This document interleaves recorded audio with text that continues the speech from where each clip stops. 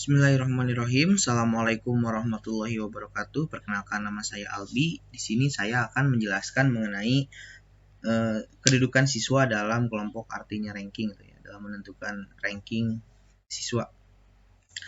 Di sini saya akan melanjutkan lagi penjelasan mengenai pembagian cara-cara menentukan kedudukan siswa. Setelahnya tadi teman saya yang sebelumnya, Auliamira, menjelaskan tentang dua cara yang awal. Nah, di sini saya akan menjelaskan cara yang ketiga, yaitu standar deviasi.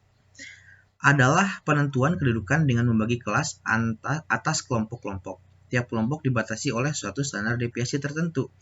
Penentuan kedudukan dengan standar deviasi dapat dilakukan dengan dua cara, yaitu pengelompokan atas 3 ranking, kemudian pengelompokan atas 11 ranking. Lanjut. Nah, yang pertama dulu, pengelompokan atas 3 ranking. Langkah-langkah dalam menentukan kedudukan siswa dalam 3 ranking ini adalah yang pertama menjumlahkan skor semua siswa, kemudian mencari rata-rata dan mencari bug, deviasi standar atau standar deviasi. Lalu yang ketiga menentukan batas-batas kelompok. Nah, batas-batas kelompok ini mungkin seperti ini akan saya analogikan. Dengan diberlakukannya metode ini, kita akan mendapatkan 2 titik. Nah, 2 titik seperti ini. Akan terbagi pada 3 kelompok. Kelompok atas itu adalah dari sini ke atas. Kelompok sedang adalah dari antara yang kedua ini, antara ini dan yang ini. Semua siswa yang mempunyai skor antara min 1 standar deviasi dan plus 1 standar deviasi.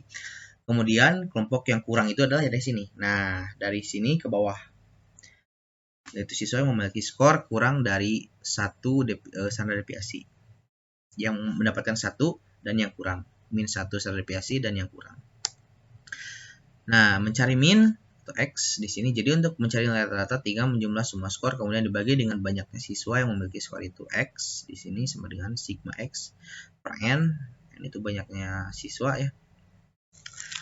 Nah, mencari standar deviasi. Nah, ini rumus ini akan banyak dipakai ya. Tadi kan standar deviasi terbagi kepada 2. Ada yang 3, ada yang 11 sama. Rumusnya seperti ini.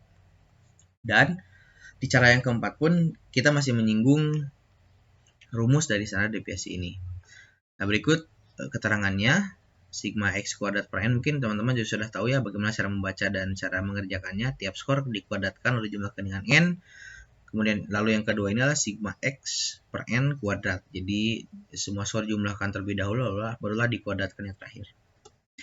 Nah, jika macam skor hanya sedikit dan tiap skor dimiliki oleh beberapa orang, maka diadakan pengelompokan skor. Nah, apabila beragam, jadi makin beragam gitu ya.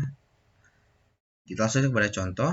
Ada 30 orang siswa dan skornya adalah ini, 8, 6, dan lain sebagainya sampai kepada 7, 7, 6, 6. Nah, untuk menghitung standar deviasi dapat menggunakan rumus yang tadi atau melalui tabel berikut. Nah, jadi dibuat dulu tabel seperti ini, skor. Nah, 8, 7, 6, 5, 4 ini macam skor yang ada di dalam kelompok ini. Lalu fx kuadrat sama seperti ini kan. Nah, kita akan mendapatkan hasil ini.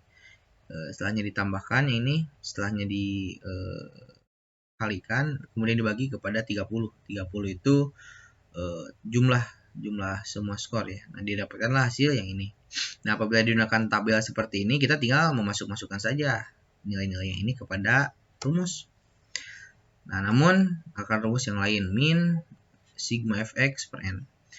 Rumus standar deviasi sama kita akan pakai juga. Nah, dari data yang ada maka min 188 dibagi 30 kita dapatkan hasil 6,27 lalu dimasukkan kepada ini. Dimasukkan kepada rumus standar deviasi, kita dapatkan ini, tinggal memasukkan saja, kita dapatkan hasil ini, kemudian disederhanakan 1,26 sama dengan 1,12. Nah, batas kelompok bawah sedang adalah ini min yang tadi dikurangi hasil dari standar deviasi. Kita dapatkan 5,15. Nah, ini yang bawah, berarti yang bawah itu ada 5,15. Sedangkan batas kelompok sedang atas, batas kelompok sedang dan atas adalah 6,27 sama min yang ini ditambah 1,12 hasil dari standar deviasi ini. Dapatkanlah 7,39. Nah, setelahnya saya bilang kita akan mendapatkan 2 poin ini adalah yang ini.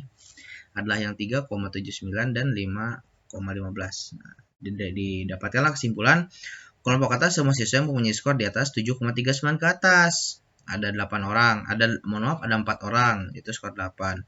Kelompok sedang mempunyai skor antara 5,15 dan 7, antara yang ini 7,39 ada 20 orang.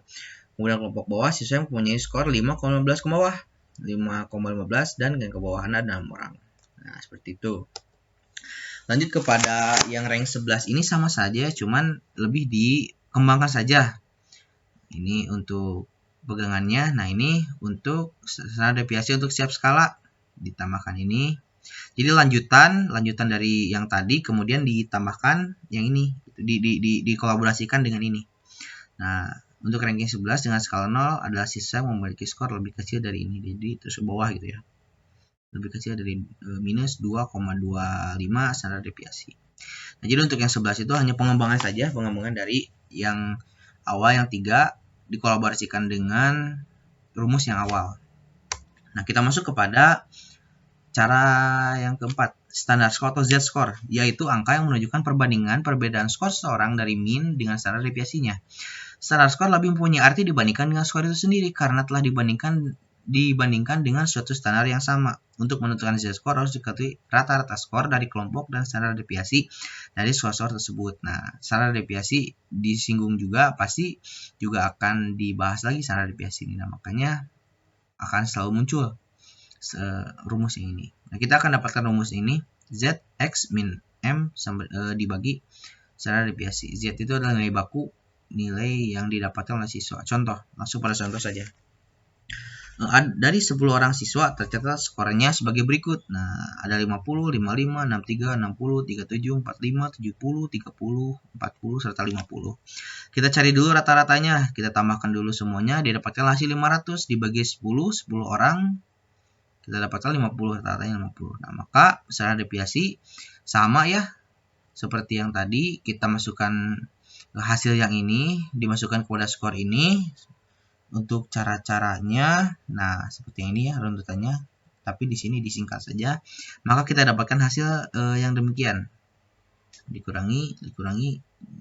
Nah, maka kita disederhanakan, maka kita mendapatkan hasil 11,78. Kita analogikan, kita contohkan misalnya yang mendapatkan 63 ini adalah Suryo.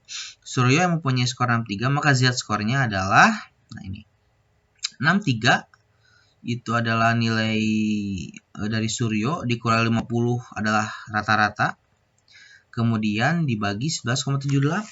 11,78 itu hasil dari standar deviasi. Nah, maka dapatkanlah masuk kepada plus 1,10. Kita yang lain mungkin ini 37. Kita sebutkan Mita saja yang mendapatkan hasil 37 ini. Mita yang punya hasil skor 37, maka Z-skornya adalah 1,10.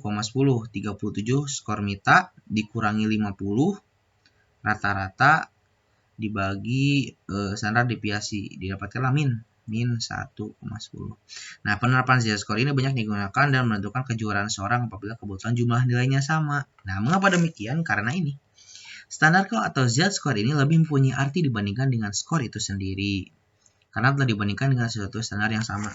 Jadi apabila dalam menentukan kejuaraan, misalkan ya kejuaraan apapun, kejuaraan di kelas mungkin bisa saja, apabila kebutuhan nilainya sama, nah dengan Z-score ini kita bisa tahu antara nilai yang sama ini mana yang harus disimpan di atas gitu. Jadi dengan nilai yang sama kita bisa tahu arti yang berbeda, kita bisa menyimpulkan oh ternyata walaupun nilai yang sama ini nih yang di atas ini gitu, yang harus disimpan di atas, yang harus menjadi ranking di atas yang lain. Nah, mungkin seperti itu yang bisa saya sampaikan. Mohon maaf apabila banyak kesalahan. Assalamualaikum warahmatullahi wabarakatuh.